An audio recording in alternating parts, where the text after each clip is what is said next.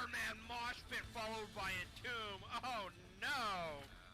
Oh, a huge light bomb coming in on the Genji, and that's a 5-man light bomb. They're going to follow up, and they're going to get 1, 2, 3 kills. And it's going to be everybody dying. Oh my god, when does this happen? Everybody's dead. G'day. Welcome back to anyone who was here before, and welcome to anyone who may have joined for moments, haven't seen anything, but hey, it is what it is. Sometimes people appear, sometimes they don't. Sometimes it's hard to say what's going to happen. Anyway, this time we have, oh my gosh, we have a Division C East match. It is going to be between the teams of Brickhouse and Hot's Dads. I guess it's Hot Dads, because it's parentheses on BS. Anyway, this time we have Towers of Doom and Sky Temple banned out by Brickhouse, and Hot Dads banned out Praxis Holdout and Tomb of the Spider Queen. And that leads us to start with Cursed Hollow, which I think may actually be the first time I'm casting Cursed Hollow this season, if I recall correctly.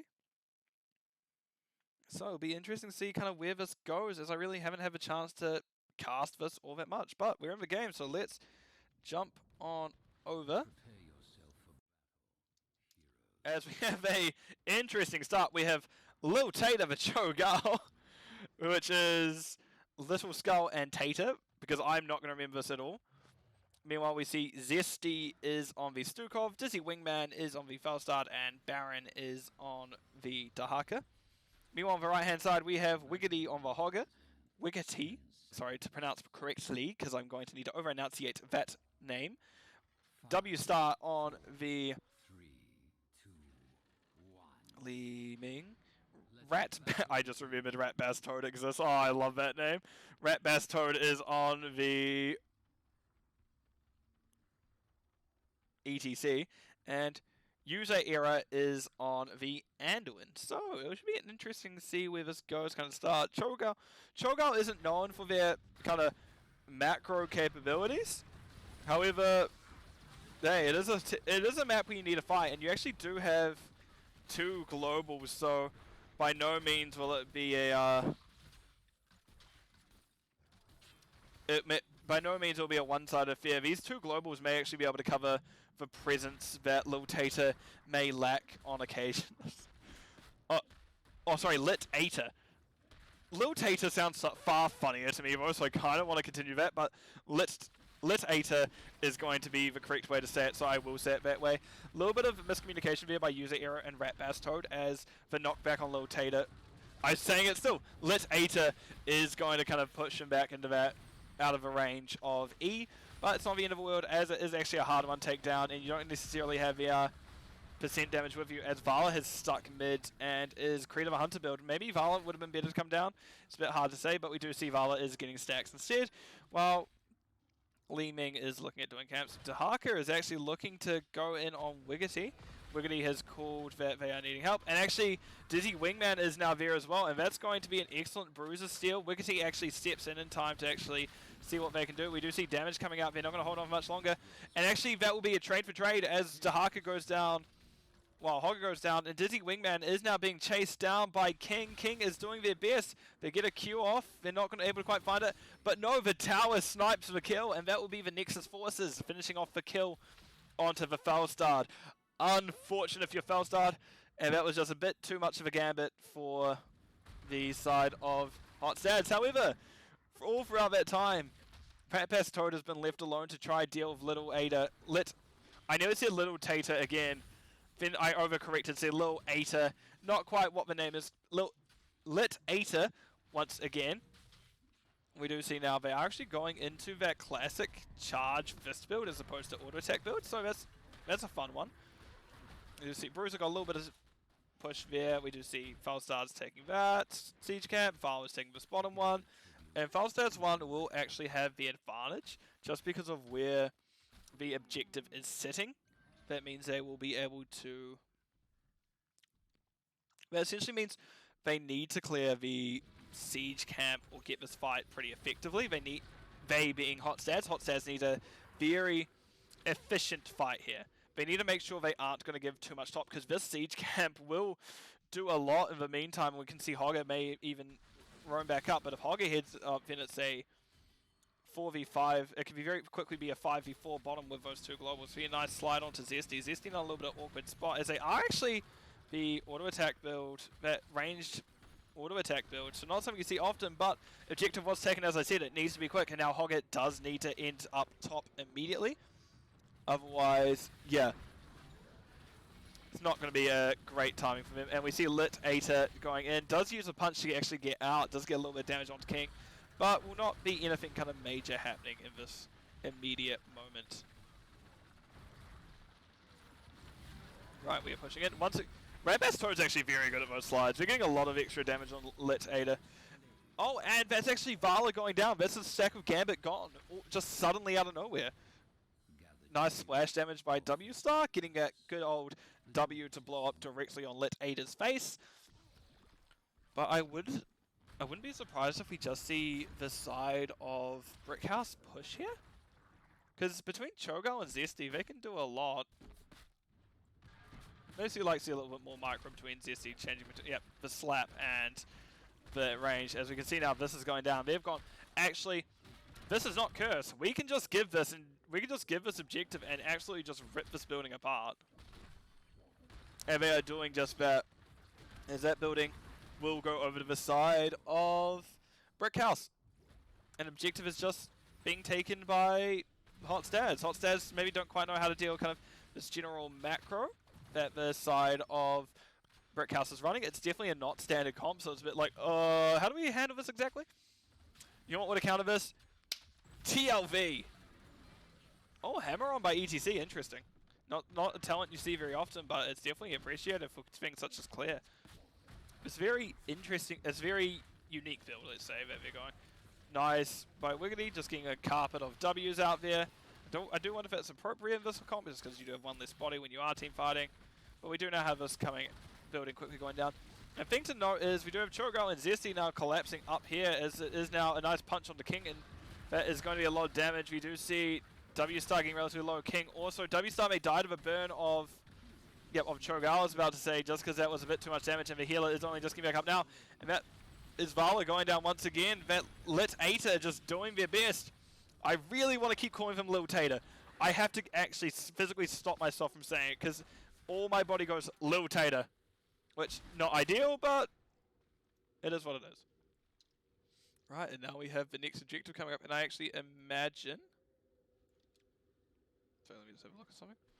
I actually imagine that we are going to get them being the time Brickhouse, actually wanting to contest this one, or at least go for it this time, just because they do now have 10s, and they can't actually afford to give another objective over to Hot Stats, as Hot Stats will actually get curse off of it. So we do see Brickhouse picking that up, and we do actually have Heroics now online. We do see Hammer of Twilight from Cho, Shadow Volley by I think it's Shadow Volley. Shadow Bolt Volley by Gal. Stukov has got Massive Shove, Isolation Dahaka, Falstad yet to pick. Probably, now hear me out, we're probably going to see Gust. I know it does no damage, but I just have a strange feeling we're going to see it this game. Other talents we do see that now that 10s have been picked up by Hot Stads, we do see there is the Rain of Vengeance on Vala, we have Light Bomb Anduin, Wave of Force Leeming, ETC making up his mind, and Hoggo went Horde Pot. I don't know how I feel about Mosh if I'm ETC. Just because what? Lit Ater has Hammer to knock it out. They think we have Push. They have Gal's Knockback to get rid of it. Falstad if they Gust. They have Massive Shove Stukov. They have Tongue and Isolation on Dahaka. They do have quite a few things that can interrupt Mosh, so I actually imagine we'll see a stage dive just because that extra damage and slow will maybe come very much in importance in just a few moments. And actually that extra global may help from deal pressure. We have Hinterlands, never mind. They're going to win with Hinterlands, aren't they? Hopefully not. Oh! Dizzy Wingman had a little bit of an issue, but they are back now at least. Which we do have a fight coming out. I don't know why I'm positioned here. We have a fight coming up out here. Apparently I'm just tired. We do have a nice silence coming out as that is now the silence that is Rat-Bass Toad silence for a while. It does actually interrupt the laser beam. But Hinterland's not quite able to find anything, and that was the ETC going down. Ronan, I don't like these words you're saying, my dude. Hinterlands literally did nothing there. But yeah, Hinterlands is definitely an interesting choice. It can bump out the damage, do not get me wrong.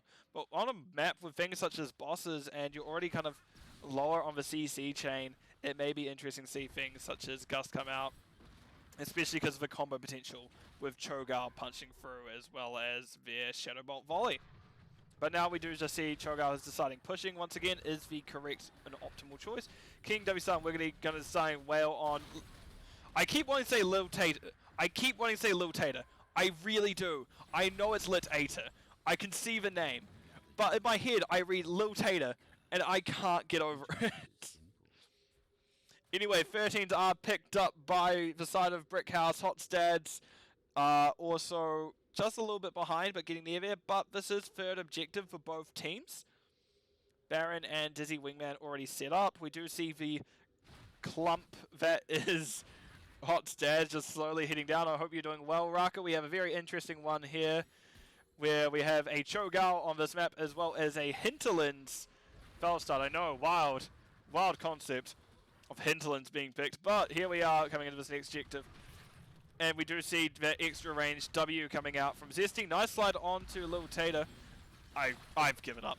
And we do have Mosh coming back slowly but surely as I believe they're on court. No, they actually haven't quite got there yet, but it is just nearly naturally back as we are now about to come in. Interesting choice. We do see Ratbass Toad barely being tossed about. We're barely missing a few things by Lil Tater. As we do see Ratbass Toad try and step in. Zesty is actually channeling Horde Pop being used as well as Wave of Force to interrupt the channel. However, there's ETC going down first. There's Tongue coming out on Anduin. Anduin now not in position they want to be. King getting relatively low. Does need to use Roll. Anduin uses Light Bomb to keep themselves alive a bit longer. And there'll be Baron getting stopped in their tracks by user Era. However, the slow by the Stukov, meaning they can't really get too far. Has Hinterlands actually done any damage this game? I don't think it's actually been used all that much. I actually like this call of doing boss now first, because if you get boss out, it can walk down the lane a little bit, then you get the curse. That means you're going to get a little bit more time where you're able to utilize it. Note that this objective coming up is now going to be that curse. ETC does have Mosh back. I don't know if the side of Brickhouse, Hotstads can score again, however, stall again as Brickhouse does pick that up. W-Star was an awkward situation. Pull being used by Anduin, getting that W-Star to a correct spot. Oh no, just watching the boombox knock someone out of their path. As we do now see, there's a night. W. Hinterlands. No! Coward! And we do see Lit Ater doing what damage they can with the, probably the Ater bit of Lit Ater doing the best that they can with Shadow Volley. Not quite finding anything. Meanwhile, Boss is still pushing bottom. It's still very healthy, but we do see now all forts are down for the side of Hotstads. And actually, quest completed by Stukov. Not often we see that picked and even completed in a game. Other things to note, we have Creative Hunter getting up there as it's 77 now. Falstard's Gathering Storm is at 29. And we do see Double Trouble at 15 from Lit Ater. As 13's only just through not too long with Hotstads, but 16's now picked up by Brickhouse. You see a lot of damage coming out, and actually that will be the Anduin going down first. Baron is just now in an awkward position around the fort, just having to back out a long way. Zesty doesn't quite find anything with massive shove. And Mosh. Not quite Ratbass Toad's game this game, unfortunate. That's, well, there's still their buildings up. They can still go to their room. Brickhouse's room is over here. They can still get sent to their room this game. Hotstads does still at least have that sweet knowledge that isn't quite over yet. However, they're doing their best to catch up with the side of Hotstads are doing their best to catch up with the side of Brickhouse. They are down experience still. You can see the half level down. W-Star actually overextended a bit. Did use that first blink. We do see Wave Force trying their best to get him out. Dizzy Wingman actually did have that W linked onto him and just takes him down. Lit Ater now coming in as well. We see bot camp taken by the side of Hotstads. However, they do now have a boss knocking on their core, ready to come in. As we can hear the Raven will say red team's core is under attack. There is Boss stepping in, coming up to the core. We do see Hinterlands actually only finding Wiggity there, I believe, as it is on that 3-quarter cooldown still. Baron and Lit Ada going in. We however see a lot of damage going onto Baron. Lit Ada doing their best to hold on. Boss is actually still very healthy. Tongue coming out of Ratbastor getting a W off as they are trying to escape. They do barely get out. However, speaking about getting out, the core will not be, as that will be going down. That'll be first game of the series, going over to the side of Brickhouse. I'm just going to quickly mute myself as I have a drink.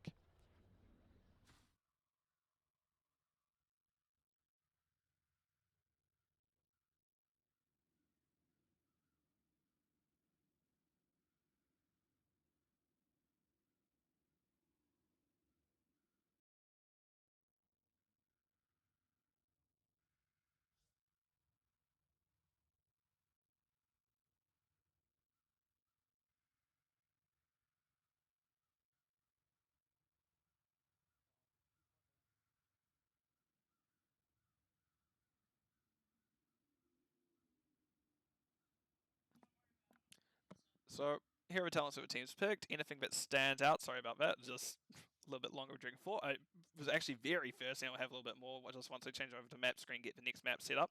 Universal Carrier is an interesting one, especially because Cho'Gao is definitely a hero that needs a little bit more healing, but at that point they're just a little bit too far ahead for the side of Hot Stads to keep up. Hinterland, as we said before, picked up for win. I hate to say that one. Otherwise, everything is relatively standard array outside of, a Cho'Gao actually appearing. Let's have a look at stats real quick. We do see it was 10-3 to the side of Brickhouse. Yeah, it's all relatively kind of how I expected it. Maybe not how I expected it to go. I think I expected Hot Stats to maybe take that one, but it was a very good double global usage by the side of Brickhouse with that Cho'Gao just shoving as needed.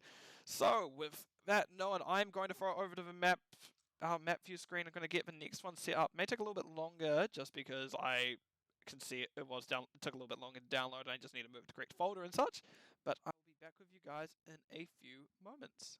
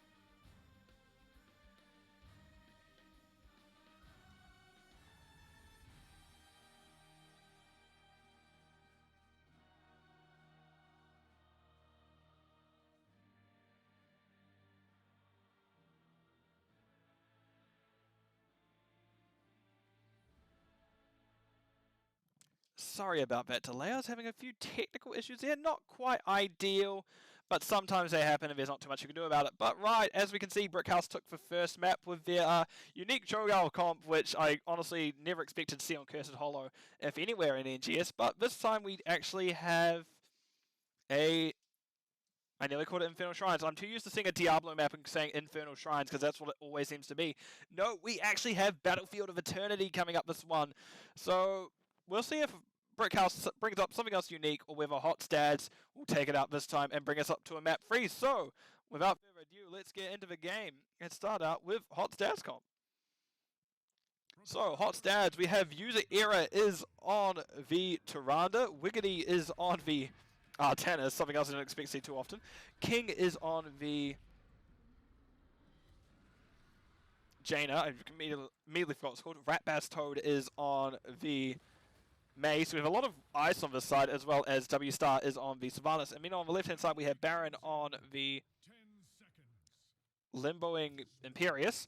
We have Tater on the Raynor, Little Sul on the Diablo, Zesty on the Stukov, and Dizzy Wingman is on Vala this time. And meanwhile, we do actually see the side of Brickhouse actually set up in the middle early for this match.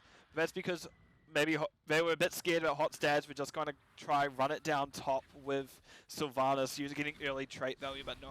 They are just going to go for the general kind of 1v1 trades that you see.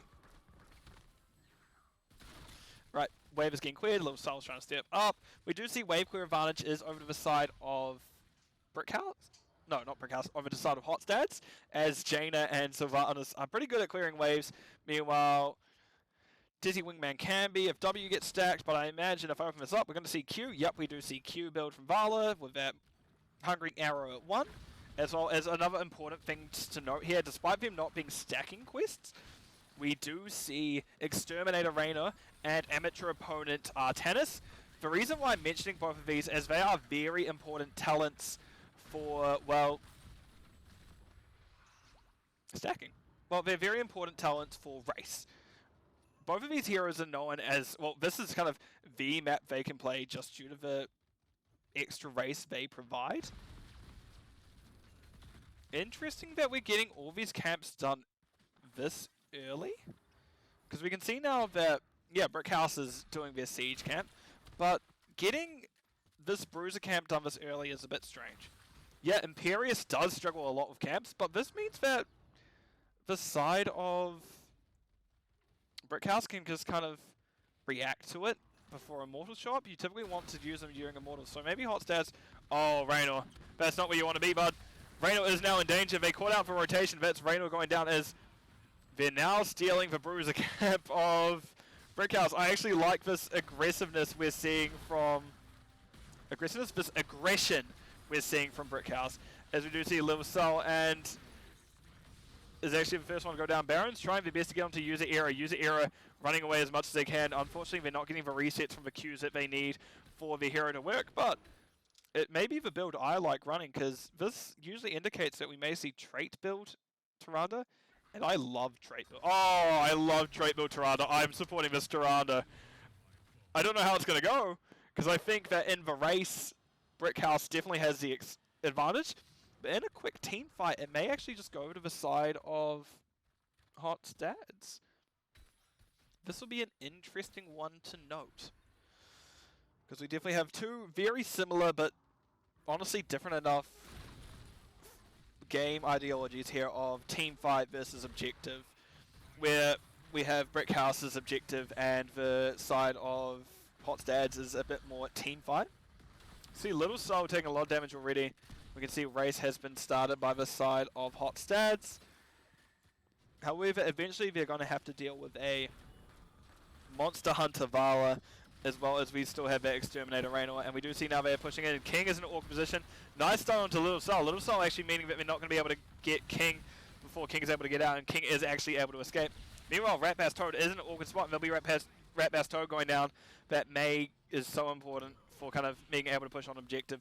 So we now have Raynor and Vala just racing Baron just kind of making sure they're all right, and Zesty and Little Soul hoping to slow down the race of Hot Stads.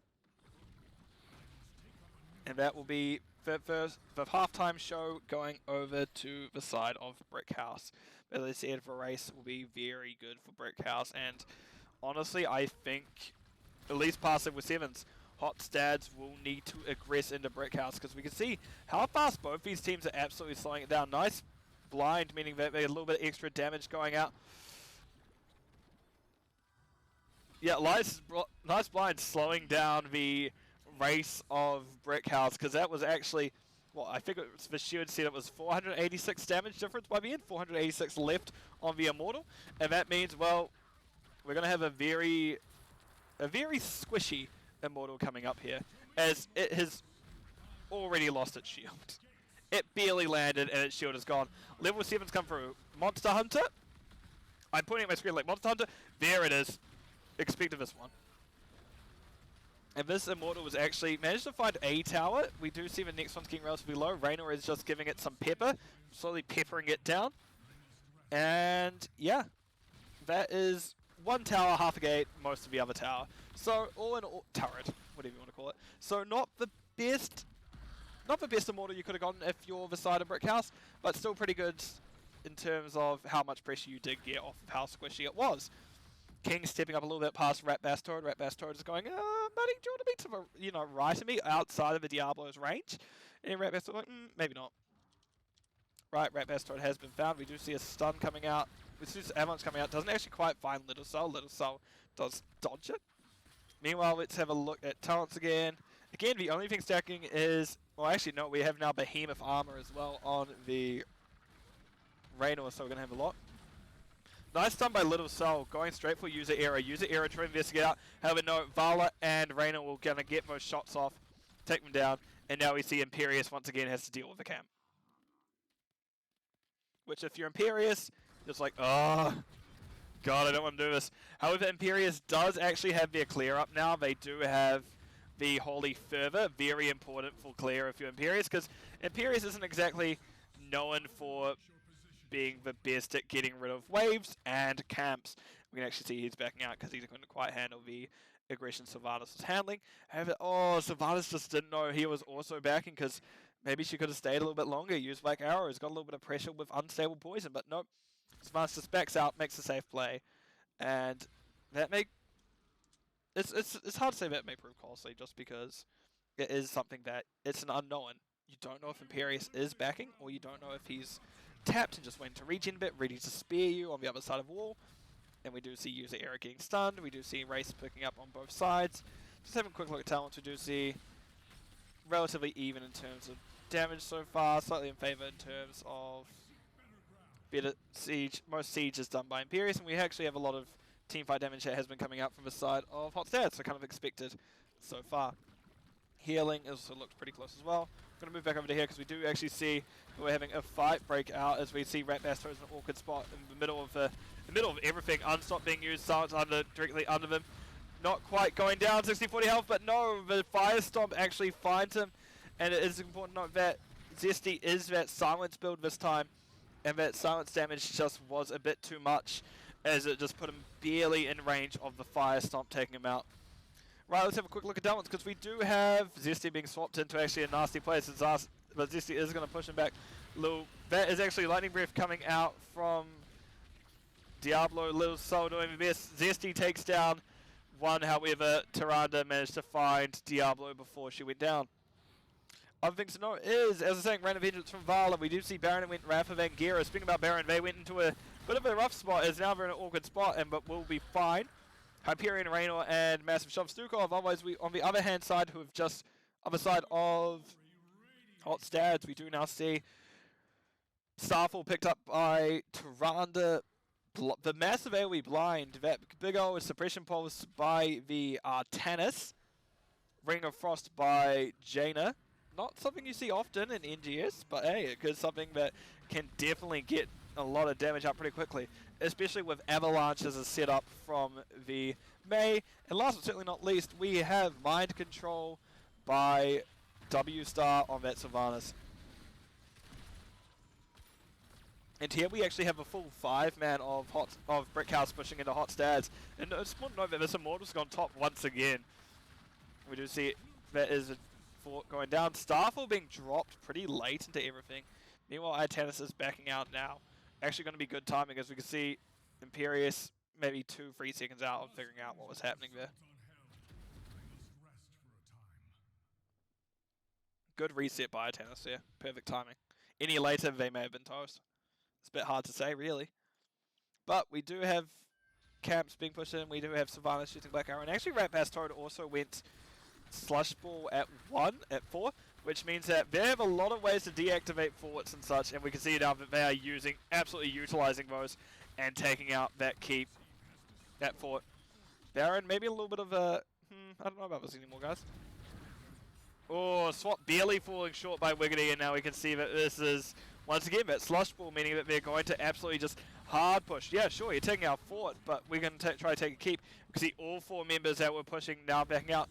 And actually, that is Imperius going down, and we can see that it may not be somewhere that Hot Stads wants to be for long. Nope, they just take out that last... They don't quite take out that last tower. Oh, yes, they do. The minions finish it off. And that will be a strong push from the side of Hot Stads, but Brickhouse definitely got through a decent amount there. And still actually have decent pressure happening bottom. Right, top camp was taken by this side of Hot Stads. Itanis is coming to clear up for wave. And we do have Immortals up in about 20 seconds, and this camp is up in 4. Meanwhile, we do see now that very much also up in 4 is this camp for Brickhouse, so they are actually going to manage to pick up their own camp this time instead of the entire force of Hot Stads just raining down on the camp. And we do have 13s actually coming in roughly both at the same time for Hot Stads and Brickhouse. So we're getting some of the bigger power spikes here, because I know Tyranda's kind of fully kind of turns on in terms of healing of this build, because she gets trait much more often, but doesn't get her damage till 16. And a lot of these builds are, yeah, we've got a lot of our engines, we just need to get that final firepower, because we do have... Diablo actually does hit a decent power spike here, because he does have that spell damage now, because of that W at 13. But yeah, this is going to be an interesting one to see how it goes. Little Soul is getting a little bit of damage put out of him. Ratbass Toad slides in and is now in a situation they may not want to be in, because they're going to walk directly in front of a wall. They're going to use Avalanche to get just Rain away. Silence directly under them. That is Lightning Breath coming out, and actually that is May going out first with a Stukov Silence. We do see it was a Silence reset. Stukov takes out another one. Wiggity goes straight into it. We just see Ring of Frost taken out, and actually that would be... I was going to say that will be at least one picked up for the side as Vala is taken out by Tyrande. However, Jaina then actually was last to fall. Yeah, Jaina was last to fall to Diablo's hands. So this is the next objective that is meeting half time. It is now in favor of Brickhouse, but Hot Stads by no means will be willing to give this up just yet. We do see a nice spin smacking Wiggity, but however, this will be the objective very likely, despite Vala only just coming back now. Going over to the side. Oh, no. They're actually looking to fight. Tater actually finishes off. Yep, objective over to Hot Stads. We now have a decent team fight coming up. Baron is actually in a little bit difficult situation. Does give a Wrath of Anguirus off, meaning that Wiggity is now in a little bit awkward situation. Little Soul is going to be I was going to say going to be saved? No, but is taken out by Jaina in the end. Baron is pushed in by Ratbass down. Ratbass down, actually taking decent amount of damage. But slow into the silence, doing so much. And this is the third Immortal in a row for the side of Brickhouse that is going top lane. I'm noticing a theme with these Immortals so far. They're going top lane for the side of Brickhouse. However, that is kind of expected. As I said, Brickhouse has the better race. And I do really want to see Hot Stads start aggressing into Brickhouse more during these Immortal phases, or at least defending under their own Immortal, just so we can have that advantageous team fight that they so desire. Baron actually goes down to tower. We do see that as their Diablo Cenophile. Hyperion is dropped, but it looks like that inside of Brickhouse decides just to back out.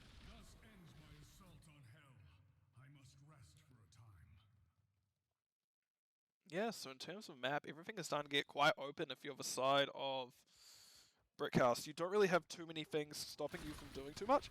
So we do now see this clear is getting started, just camps getting taken. Meanwhile, they are, even though they're down their front line, they are able to take this camp so safely just because they do have this fortress here. And Zesty gets a good old smooch on the cheek as Tirana just hits him directly in the face. With an L.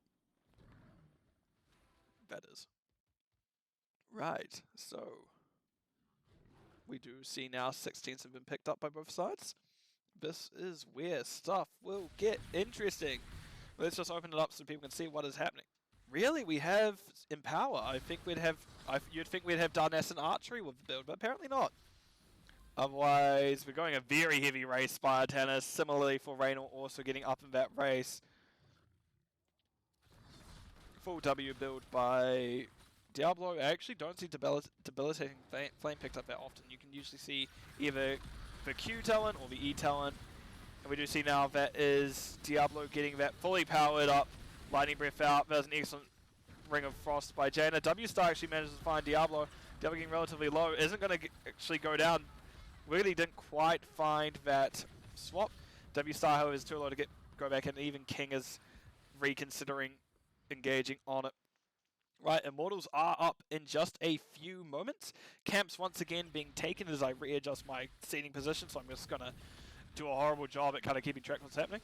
But we are coming up to these objectives, and I want to see either... I want to see the side of Hot Stads fight under their own Immortal. I feel like they win the team fight if they do that. I feel like they get the win. And we can see that maybe they're considering it this time. We can see that the side of Brickhouse is stepping in. It's just, however, it is up to Rat Pass Totem. We're going to need to kind of get those kills. And we actually see Tater is going to get very low, but does manage to just bob and weave their way out. And that is a Rafingeris going directly on top of the... I was going to say the Jaina, but Jaina, however, was stuck in the ice block.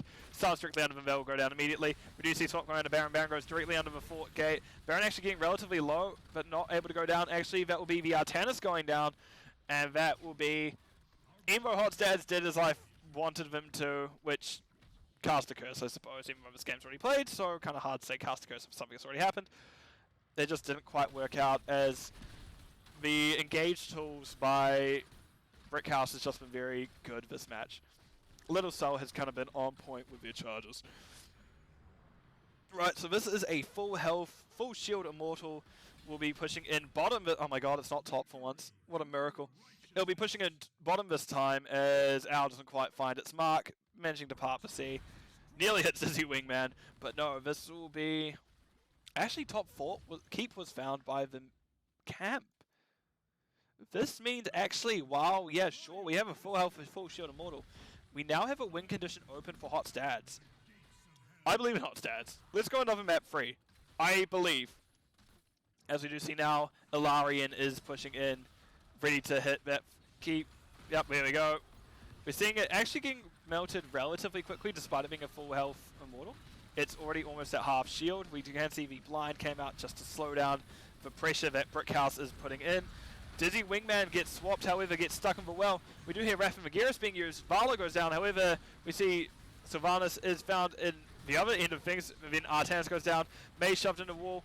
Spear misses by Baron, gets that sour spot. However, that will be the Diablo coming in to finish up that kill. And now we have a GG getting called by I can nearly call him Wildstar, W-Star. And that will be the team of Brickhouse pushing into the keep. GG's getting called by both sides. Nice Ring of Frost, finding a couple of team members of the side of Brickhouse.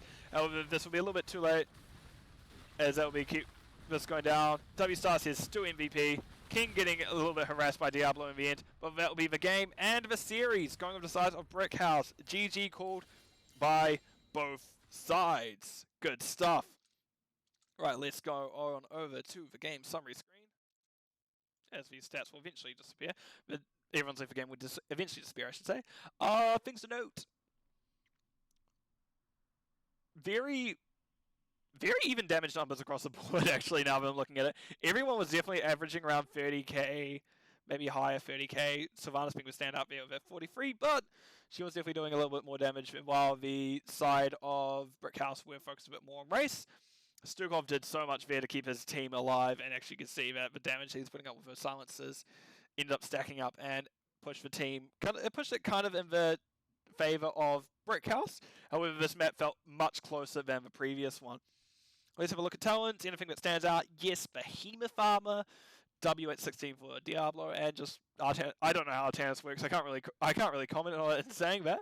So yeah, everything kind of makes sense in terms of this is what you expect to see. We do have a kind of that W race build from Jaina as well with that auto attack cooldown reduction.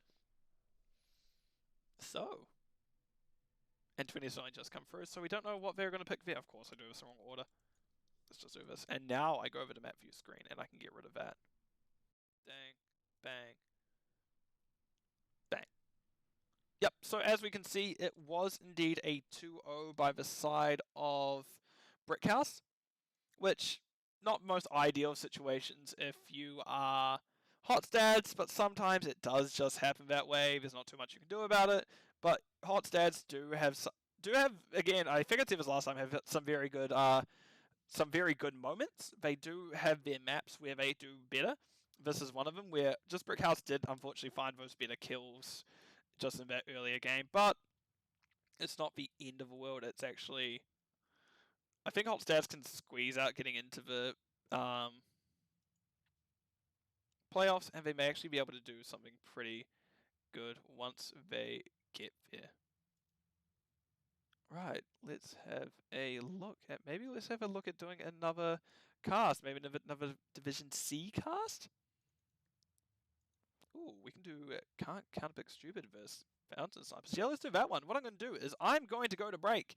I'm going to set up the next series, but I'll be back as soon as that is done. So I'll see you all in a few moments.